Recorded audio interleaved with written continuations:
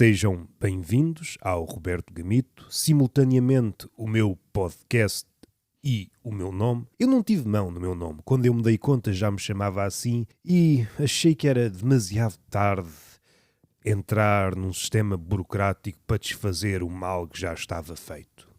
No podcast, confesso, fui talvez vítima de um narcisismo graçante que volta e meia posso parodiar.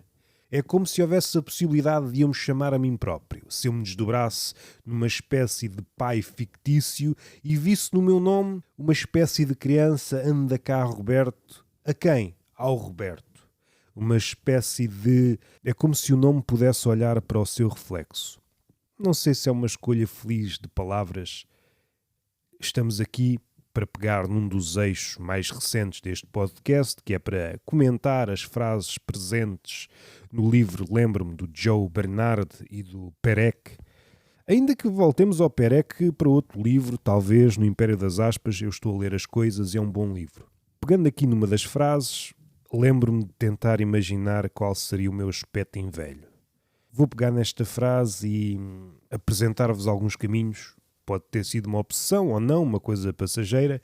Eu recordo-me de um tempo em que achava que as crianças eram uma espécie e as pessoas crescidas outra, e talvez os velhos fossem outra. Como se houvesse aqui uma harmonia de três espécies que falavam mais ou menos a mesma língua, putos, adultos e velhos. Eu não via no adulto e no velho o meu futuro. Eu vou caminhar para isto. Éramos espécies diferentes que calhava por sorte ou por milagre falar a mesma língua com a qual aparentemente nos entendíamos. Entendíamos nas coisas mais ou menos fáceis, mas havia uma clivagem e daí o conflito de gerações. A linguagem tem esse lado traiçoeiro. Entendemos até certa parte com alguma margem de ambiguidade. Se queremos ir mesmo ao fundo, há sempre margem para o desentendimento.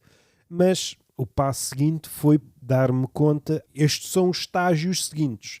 O ser humano é um Pokémon estranho. Começa num estádio pequenito, é muito enfesado, comparado com os outros animais. Levamos mesmo muito tempo até sermos alguma coisa que se veja, sendo isso uma promessa.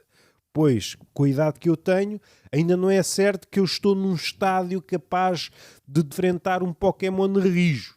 Suponho que não. Tem de nos proteger durante muito tempo. O ser humano, em ambiente de selva, só foi possível pelo espírito de comunidade, pela nossa inteligência de nos protegermos, o aparecimento das armas, pois, de igual para igual, nós seríamos a presa predileta dos animais, enquanto ser enfesado, enquanto recém-nascido, enquanto catraio. Pois é isso que os animais procuram. O ser mais frágil na manada, que calha quase sempre a ser uma cria. E a cria mal nasce, já está pronta para correr, porque não há tempo. Embora algumas espécies tenham criado estratégias de proteção, mas assim que o perigo estala, é quase cada um por si. E o ser humano, é um ser que demora mesmo muito tempo. Isto seria impensável em qualquer espécie. Precisamos de pelo menos 12 anos. Nenhum animal pode-se dar ao luxo de quê? Um ano? Eu não sei qual é a idade média para um puto começar a andar, a gatinhar, e um andar entre aspas. Agora só o que faltava um putinho a andar aos saltos a cair. Isso era impensável para qualquer outra espécie animal. Nós podemos nos dar esse luxo. Temos uma cabeça desproporcional que não devia ter aparecido aqui e precisamos de carinho, sossego, deixa o gajo nutrir-se, ganhar músculo, ganhar estrutura óssea.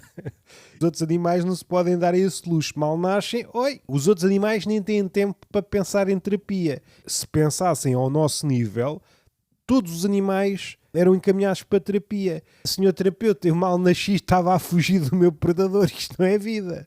Os meus pais, um morreu na boca de um leopardo, outro foi numa hiena porque lhe apareceu ali uma ferida, começou a manquejar e assim que começou a manquejar foi topado não pelos médicos, mas pelos predadores. Atacaram-no e agora sou órfão. Ao primeiro mês já não tinha ninguém que conhecesse. É a cena de ser um animal selvagem, tentar sempre a travar amizades. O networking é muito importante, seja no empreendedorismo, seja na savana, seja na selva. O mundo é selvagem. Mas quando nos damos conta que nós vamos envelhecer, e a velhice é só a sala de espera onde nós fazemos tempo até à morte, as coisas começam a ficar mais definidas. Eu recordo-me de haver logo crianças e adolescentes muito obcecados por essa ideia da velhice. Um dos primeiros sinais da velhice é a ruga.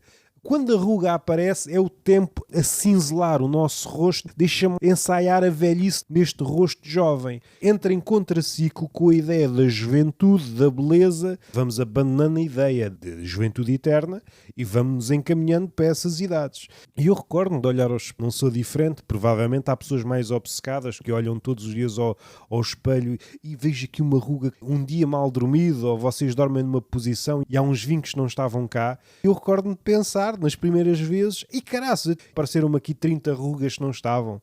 Era só vincos da almofada, do colchão. Um gajo às vezes dorme liso e acorda como se fosse um papel amarrotado. Disse que não ia fazer piada e já estou aqui a ensaiar. Mas há um dia em que não são vincos de uma noite bem dormida. São rugas que se instalaram na vossa cara, não mais vão sair de lá. Vocês podem recorrer à cirurgia estética, mas depois perdem a expressão. Eu sou jogador, não posso exprimir sentimentos, então vai por aí à tua vontade. Numa sociedade do Botox, o sentimento parece que somos atores sem vocação. O pessoal com Botox, ou com semelhantes, há variantes que não sou versado a ponto de estar aqui a exprimir um longo inventário de substitutos do Botox, mas ao perderem expressões, o que vocês exibem é uma espécie de carreira de ator que não deu em nada. Queria ser ator, mas quando me pediam para ser triste, eu fazia outra expressão qualquer. Vocês jogam sempre a expressão ao lado, estão sempre descalibrados na emoção. Pareço mais jovem, estou todo repuxado, com a cara recauchutada, não consigo exibir a emoção certa. É contraditório.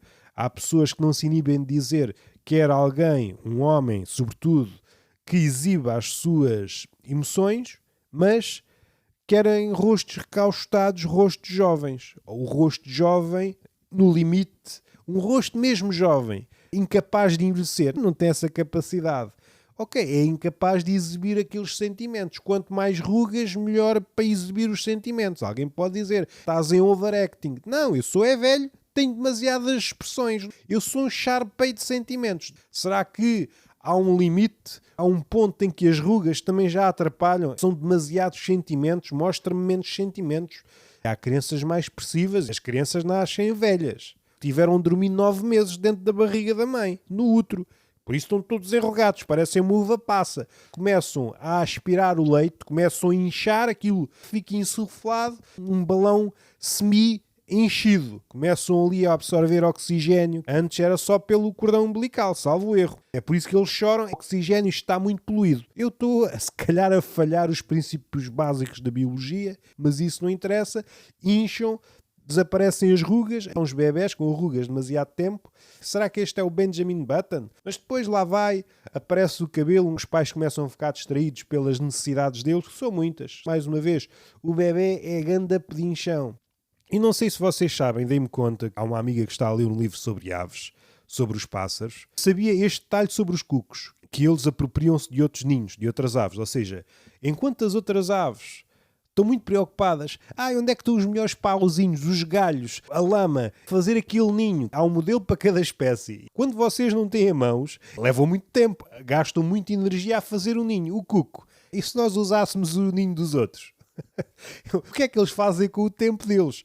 E o que eu não sabia, deixam os filhos com outros pássaros, com outras aves. O que é que os cucos fazem com o tempo de sobra? Passam meses ou várias semanas, o seu rebento ganhe força e possa voar, e às vezes com eles, ou ter uma vida independente. O cuco não se preocupa a fazer um ninho, mas supondo que é na primavera que eles nidificam. Enquanto os outros, com uma azáfama, com aquele bulício de primavera, temos de fazer um ninho, quando os ovos chocarem, terem aqui um sítio seguro. Eles não estão preocupados. O que é que eles fazem? Estão a fumar cigarros no alto da árvore, a fumar... Isto é época de foder, hein? Deixa-me lá ver o ninho. A única energia que eles despendem é a ver ninhos, como se estivessem a ver casas, sendo que não as compram. Esta casa é minha. Esta casa é minha. Em vez de estar aqui a perder um mês ou algumas semanas a construir um ninho, então não é melhor te roubar um e já está feito? É só fornicar. Que vida é esta? É só folia. É fornicar e, quando sabem, são embalsamados e vão para um relógio de cuco. Por isso é que eles fazem cucu, cucu, porque estão a gozar com os outros pássaros. Isto não era para ser comédia e tornou-se comédia. A ideia séria é a envelhecer. A outra ideia é o cuco. Isto partiu daquela frase do Joe Bernard, e onde é que nós já vamos? Vamos nos cucos. Deixam depois os ovos noutros ninhos. Deixa aí os ovos num ninho qualquer que pode nem ser da nossa espécie. À altura de nidificação para os cucos, despacham aquilo em menos nada. Põem os ovos em algum sítio, sabem lá se são comidos pelos predadores. É preciso é pôr ovos, olham à volta, ainda há cucos. Ok, ainda conseguimos preservar a espécie. Não é uma estratégia assim tão mal pensada. Vão comer menos, à procura de alimentos para os filhos, capaz de perder a vida. Põem os ovos em qualquer lado e vão à vida deles. A minha questão é o que é que eles fazem com este tempo todo? A maior parte da vida das aves, da energia despendida, é à volta de criar uma prole para certificar que a espécie se preserva. Os cucos não estão em vias de extinção. Se todas as aves tivessem esta estratégia, às tantas as galinhas que estão no aviário, aquelas que estão a produzir ovos, às tantas tinham de chocar todos os ovos de todas as aves. Até a avestruz ia pôr este. E a galinha, porra, este ovo é um bocadinho grande. A parte engraçada é que as aves que acolhem sem saber o ovo de outra espécie, nomeadamente o cuco, às tantas há um pássaro que não faz pandanta, mas este gajo saiu crescido. E está uma ave a alimentar um filho que não sabe que é dela. Os cucos têm grande vida, vamos lá ser sérios. E agora gostava de falar com um biólogo, um ornitólogo, alguém especialista nas aves, nomeadamente no cuco. O que é que eles fazem? Uma ave que hiberna? Têm filhos, eu não quero cuidar disto, que isto dá muita despesa. Não é? Dá muita despesa, dá muita preocupação. Até ao próximo apiadeiro.